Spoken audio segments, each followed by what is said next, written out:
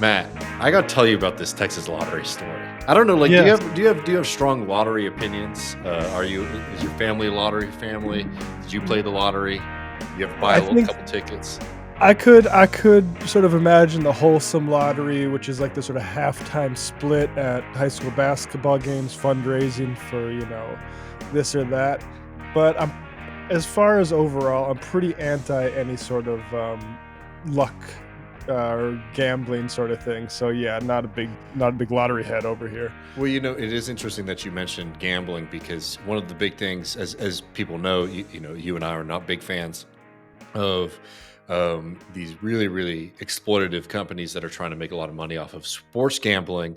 That's going to play a role in here. And in Texas, for people who don't know, there has been a huge attempt by, I know, a family that you really like, Matt, the Adelson family, to try and get Dallas's casinos. favorite. Yeah, try to get casinos in the state of Texas because Texas does not have that kind of gambling. That kind of gambling.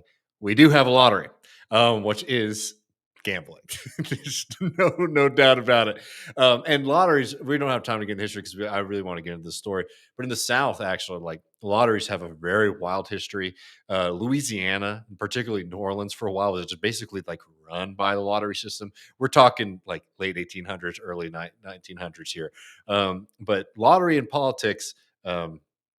Have a very complicated relationship, let's say. And Texas actually got the lottery pretty late. I think it was 91 or something like that. So it took a while for us to get a lottery here, and probably with good reason because Texas is a big ass state and there's a lot of money to be made. And Texas is also a very corrupt state, as we'll get into here. But there are a couple stories. I mean, let's start with what's happened recently, and then we can go back to what happened in 2023. So Texas has had some of those really, really big lotteries, really big payouts. And just this month, there was an $83.5 million jackpot that was won here. It's very well advertised. Everybody's hoping that they get it. Well, it was kind of weird when Matt, you've probably seen these. Like when somebody wins the lottery, they go to the gas station that they bought it, and the guy's like, "Oh, I'm so happy that somebody bought it," and they came in, they bought it, they gave everyone $1,000, something like that. Those kind of feel good stories. Right, right. Yeah, this is the place it was purchased at. Yeah. Well, um, when they looked into where this lottery ticket was bought, the story got weirder and weirder. Now, I don't know how it operates in other states, but in Texas, there's a lot of rules about where you can buy lottery tickets, what places can sell them. And the main one was that it used to be that it had to be in cash, in person, for obvious reasons, right? And two, we're not going to have lottery stores, right? You have to go to a place that operates another kind of business. Um, well, this company or this group that ended up selling this winning ticket is here in the Austin area, and our illustrious little governor, Lieutenant Governor Dan Patrick, went to pay them a visit, and here is what he found. The retail outlet, both affiliated or owned by DraftKings. It looked like your normal place you buy lottery tickets. It is supposed to be a commercial establishment. So you might have heard, by the way, a name that will come up later, but DraftKings, huh? Look, does this look like what you would expect a DraftKings operation to look like, Matt? Yeah, for folks listening, I mean, it's a very sparsely He'll describe it in a second. decorated. Oh, okay, cool. Establishment that sells everything. You have to sell something. Well, it looks like they sell some games. Some games. Name. Mark. Hey, Mark. Nice to meet you. Are Nice you to the meet y'all. manager? I am the manager here. So help me understand because we're looking at the lottery now in the legislature because they're up for sunset, which means they have to be renewed. So you sold an $83 million ticket yesterday. Was that through a courier? Yes. It was through a courier. Okay. And I'll explain all this. did the in a courier second. buy lots of tickets? Bring lots of tickets or They don't one? give us individual details. We Okay. just process tickets here. But did you process a lot from him? Were you here? I don't know. They don't tell us customer information or anything like that. Okay. They don't let us give out any information. I do have a media contact for y'all. Okay, if you well, would like to reach out to them. A lawyer will probably. Okay. I just like I mean, everyone knows I'm not a big Dan Patrick fan, but I do love that response. There is like, yeah, don't give me a media contact. You probably are going to need a lawyer, to help you out in this situation. It is surreal, doing it for the camera. Also, though, like that, you see why he was a little bit confused, because it does seem like he's a. If you didn't know who Dan Patrick was, it's like he's a local news guy. Yeah. Well, I mean, that's the thing. And for people who don't know, Dan Patrick actually was a sports radio host in Houston for most of his career. And he got a vasectomy live on air back in the day. I mean, like a real kind of character. Yeah, we should maybe do a little illicit history on Dan Patrick sometime. But anyways, okay. So what's the Courier? What's the scandal here? What's the issue? First of all, as we are already established in the state of Texas, the idea, the spirit of law is that you sell lottery tickets at maybe a grocery store, at maybe a gas station. They're not just going to be operations that are selling lottery tickets, and that's to prevent fraud, right? um, which is why this kind of situation is odd for people who are listening. As you were saying, Matt, this is a store that is selling like board games, and it would be one of those things like you would feel really silly if you maybe lived in the neighborhood and you're like, oh man, there's a game store in the neighborhood, and you took your kid in there to maybe buy something. You'd be like, ooh, there's something wrong going on here, right? This is not a business that makes a lot of sense. I mean, that's because again, like those boxes that are meticulously kind of stacked there are not meant to be sold. It is a courier. And what is a courier? So again, you have to buy lottery tickets in person in cash, but with very recently another really great tech innovation, which most people know, tech innovations are just trying to find ways to break the law. um, started selling tickets through a courier service. So in the same way that you might get a burger delivered to you from Five Guys, you could get somebody online to go and pick up these lottery tickets for you and pay in cash. Good God, man. This is That is Matt. so depressing. I mean, it's going to get I'm way, Grubhubbing some lottery tickets. and Fuck. it just so happens that one of these companies engaged in being a courier is uh, um, this company called Jackpocket, which is owned by DraftKings, which is the DraftKings connection. And it turns out that the store is actually owned by the courier service itself, right? So again, we'll wait for the investigations. This is just me sort of talking about maybe what could be happening, but it could be where there aren't even people walking in and buying a bunch of tickets, that they're just kind of selling them. And distributing them after the fact. Now, I don't know that for sure. We'll see what happens in the investigation, but for sure, something is not on the up and up. And in fact, the courier system has been criticized by the government of the state of Texas for a while. Remember, Texas has like a dysfunctional government here. So like our legislature only meets every 2 years for a couple months. So like it's really hard for them to get anything done on anything of substance. Yeah, well, not like there's a lot of business to do in the state of Texas, but No, anyway. no, we're just a kind of small state, just agriculture or whatever. Yeah, so this courier service is selling all these tickets, and yeah, we don't know who it's being sold to.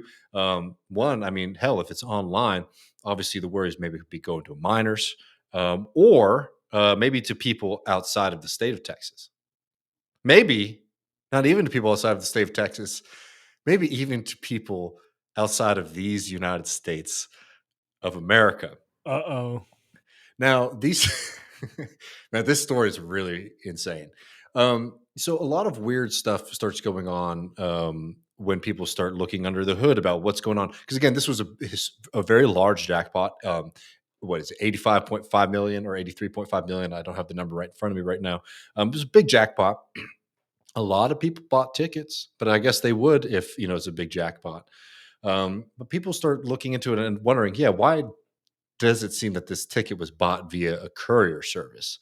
And that also seems very familiar to another huge jackpot that just happened in the state of Texas back in 2023. How someone stacked the odds in their favor to win a $95 million Texas lottery jackpot. And I highly suggest people read the Houston Chronicle, which has been covering this for years now. Um, But basically, we won't read this whole article here. But a small store near Fort Worth sold this $95 million ticket. Um, and it was, a huge payout, obviously. Well, again, people are trying to figure out who is behind this ticket here. And also, there were very weird purchasing habits that were going into this lottery, right? To the tune of millions of combinations of being bought in the state of Texas. That's kind of odd. Again, like sometimes people chase, but that's a lot of chasing here. Well, it turns out that it is undeniably possible to buy enough lottery tickets to ensure that you have the winning ticket. Now, that might be theoretically possible in a situation where you have to go and buy literally millions of tickets. Um, uh, Tim Chartier quoted in this piece, a Davidson College math professor who studies sports and lottery analytics, says you would need to buy 25.8 million tickets to ensure that you win the lottery. Evidence suggests someone was thinking along those lines in the April 22nd game. Um, Texas lotteries typically sell 1 to 2 million tickets. Records from the Lottery Commission show that in the days leading up to this most recent draw, this is back in 2023, just over 28 million lottery tickets were purchased. Yes. This doesn't prove Rook, Texas. Now, who's Rook, Texas? Rook, Texas is this organization that I believe is headquartered in New Jersey. That seems to have been involved in buying many tickets in that most recent in the 2023 lottery. But yeah, I mean, basically, without going through all of this story, he kind of breaks down the numbers, how many tickets you would have to buy, how you would have to do it. But there's no doubt about it that to be able to do that, you would need one, obviously, significant coordination, right, and two, um, and a way to buy tickets that didn't require 25 million individual people or purchases happening at a store, right? I mean, you could just imagine the logistics that would go into something like that. But if you have a courier, and maybe even as we just saw with this recent example, just the other week, a courier service that also owns the store, you could maybe buy enough tickets to get away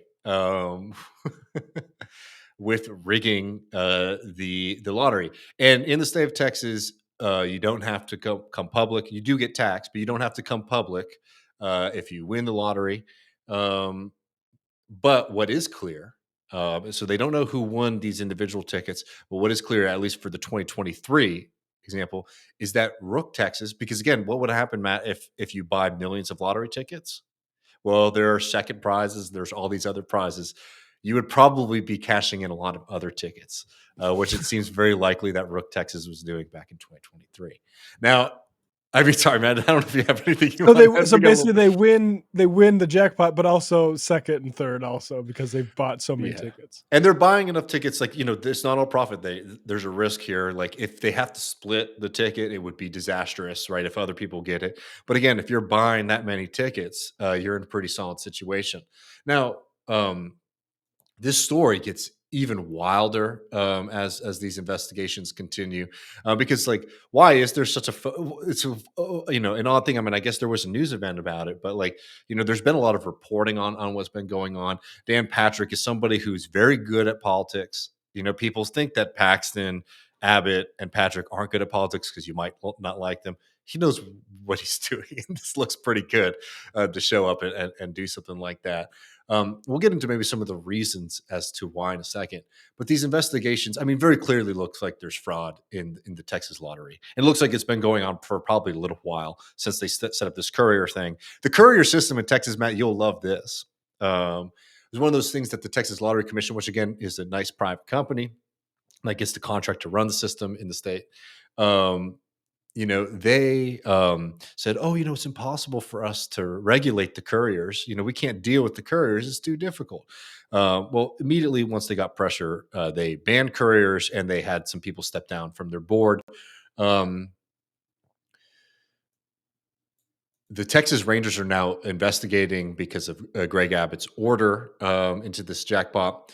Um, because it seems very likely that Courier Service bought every numerically possible combination in the 2023 lottery. God. Um, the Texas Lottery Commission and said the courier service are unregulated operators, and in practice, the courier and retailer are often located in the same building or office, as we've seen here. But again, is one of these things where they said it was impossible, and now they have banned it since they got some attention from the legislature. Let's also not forget the big thing here, which is DraftKings, which operates all kinds of sports betting all across the country. They purchased Jackpocket, which is one of these couriers, for $750 million last year. And this is the quote they said to. This reports in the Legal Sports Report, but they were interviewed in by the Closing Line, which is a Substack.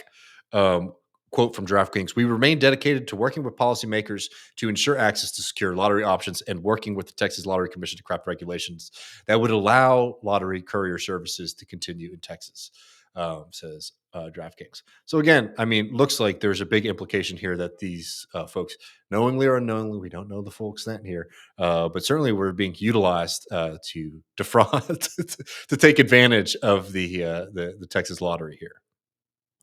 It's unbelievable the way, like, this sort of, like, impulse to game systems, Hmm. like, which is, like, what ultimately gambling is, Yep. turns in on itself by, just some guys with a big plan. Like, that's crazy. No, I mean it really is. It really is wild. And I guess what's funny to me is this whole, because you'll see some of these weird stores here now, because we don't have legalized gambling in Texas, but you do see these kind of bingo operations or all these kind of things where there's definitely shady stuff like this going on. And I mean this is just massive. Massive funny business going on here. Now, I just wanted to get back to the fact that this is Texas, which means that there's always an angle beyond law and order and justice and fairness. And this is, I think, a very interesting point from the Texas Take podcast, which is put out by, I believe, the Houston Chronicle. It's Scott Braddock and Jeremy Wallace here. I want to make sure this is going to play for y'all. But they have an interesting point about, like, the question is, like, why is there attention on this now? Why is Dan Patrick doing what he's doing now? And there is a kind of an interesting angle here that could be possible.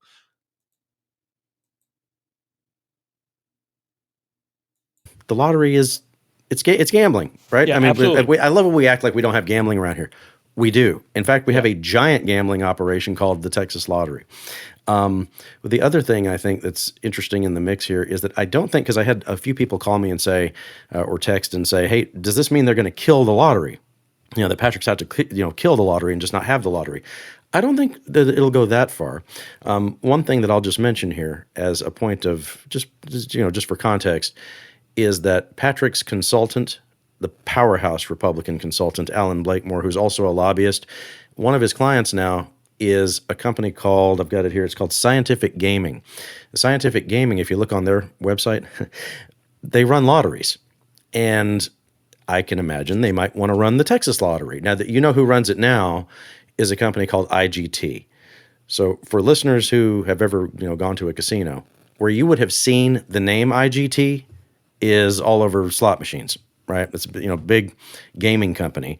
They have the contract right now to run the Texas Lottery, and here's what I could imagine. There would be some attempt to quote unquote reform the lottery, make some changes to the lottery. Patrick will probably want to change the entire commission and change out some people over there. But then also I could imagine someone making a play. I don't know, maybe Scientific Games making a play to get that contract going forward to run this